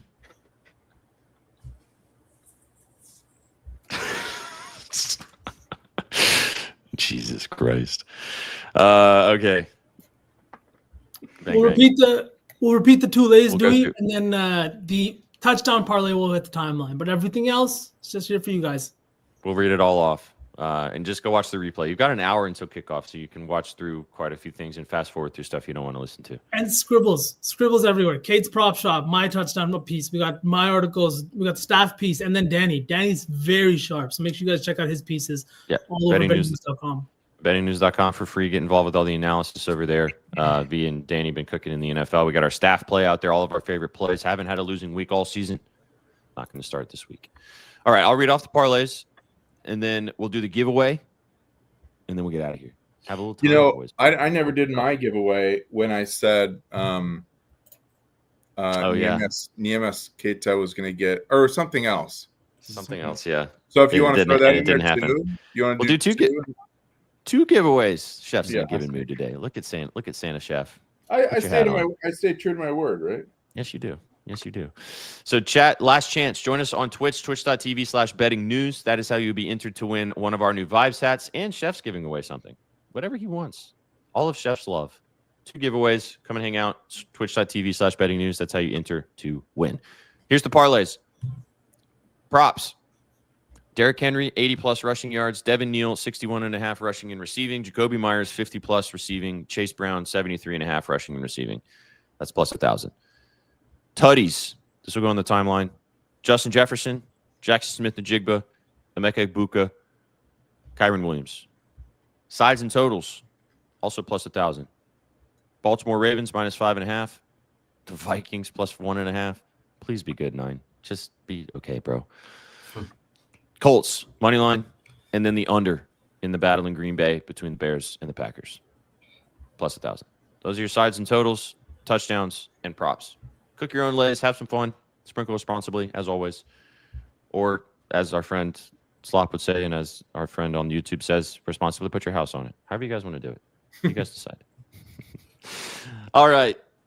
Let's have some fun, boys. Let's do a giveaway. First one. This is Chef's in honor of him being a man of his word. Look at all those ducks. Absolutely love to see it. You guys ready? 3, 2, 1. Get after it, suck.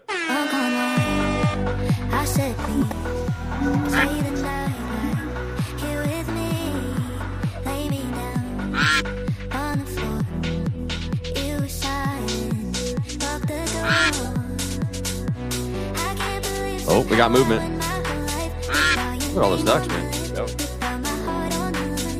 So many Right. quickies. Here's Last the 10 move. seconds. Here's the moves.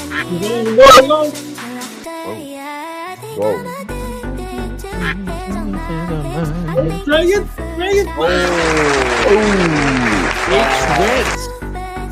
H wins. 11. Please drop a dub in the chat so we know you're a real. Go. Hey, H wins. Let's go. H wins. Police Please officer. send us a DM on Twitter at Your Betting News, or you can send Chef a DM since it was his giveaway you just won, and he'll get you sorted out. No. I mean, Send it to me. Send it Yeah. to me either at Sweatpant I'm so Jesus sorry. or at Your Betting News, and I'll get you sorted out with Chef's giveaway. So congratulations. Give us a follow as well on those platforms if you haven't already. And this is our giveaway. You guys ready? Run it. Run it. Bang, bang, bang. Is that a cop? It's the cop. So J. Bit of Dot. beefeater last 11. Sorry, Red Sox. You cooked. I am King Duck. B dot also cooked. Never had good cooked. Yep. Who's in the middle right there moving? Moving and grooving. Mm. Red Oh, Sox. Red Oh, Sox. Red Sox. Oh, Red That's after- Sox. That's after you call them out. Let's go. 75-60. You know Hell you're real yeah. 'cause you dropped the dub right here. Congratulations, Red Sox. Give us a follow on Twitter, like I said, at Your Betting News. Shoot us a DM. We will get you sorted out with a swag pack, and then we will also be giving away our new Vibes Hack. Congratulations. Give us a DM, and we will get you sorted out over there as well. In honor of his hitting our parlay yesterday. And you know what, boys? You know what? Let's just hit another fucking lay today. So then we can do a giveaway Hell tomorrow. yeah. Nice and easy. Why not? Love to see it. Appreciate you guys tuning in today on the Betting News Network. Gridiron Gang, get you ready to rock and roll into NFL Week 14. Boys, it's been an absolute pleasure, Chef. It's been so awesome that you've hung out with us for more than 2 minutes. This I has know. been like Christmas, appreciate that, and I love Christmas it too. morning. Christmas morning. Gotta put Chef in the garage more often. Yeah, sure. Don't put baby in the corner, but put Chef in the garage. We're rocking and rolling. Go follow all these guys on the screen. If you're not already, follow us on Twitter, like I said, at Your Betting News. Get involved with all of our content for free at bettingnews.com. Go check out our staff article, like I mentioned, as well. We haven't had a losing week. Let's not start this week. You can also tail the parlay that I put out there of all 11 plays put out together. If you want to get a little frisky with it, put 3 parlays together for you guys. We'll post the touchdown one on the timeline. And we go live every single day right here on Twitch and YouTube. If you like the content, come and hang out with us again tomorrow. We'll be recapping everything tomorrow with 4 shows right here on the Betting News Network. So come and kick it with us and enjoy everything that goes on today on the Gridiron. If you have a team that you follow, hope they win. If you're going against the Titans, Browns, respectfully, you guys can fuck off. Go Titans. Anything else you guys want to say before we hop up on out of here?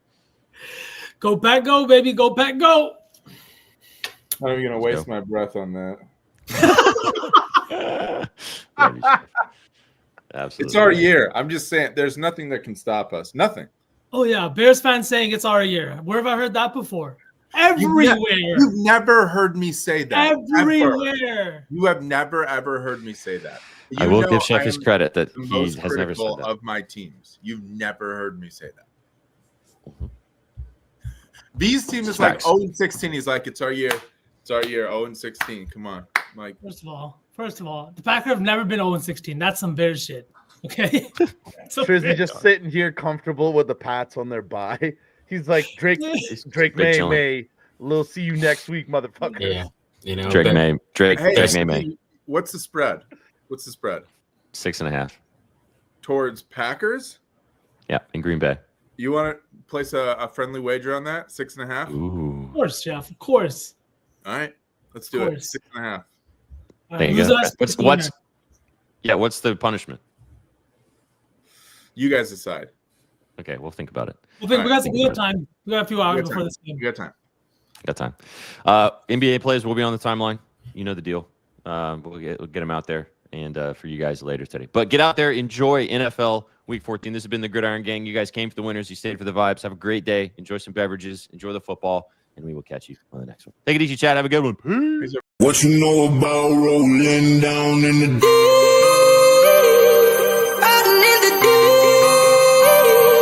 down in the now I know y'all be loving this shit right here. Rolling. What you gonna do? Rolling. What you gonna do? Down in the rolling. What you gonna do? Right, y'all be loving this shit. What you know about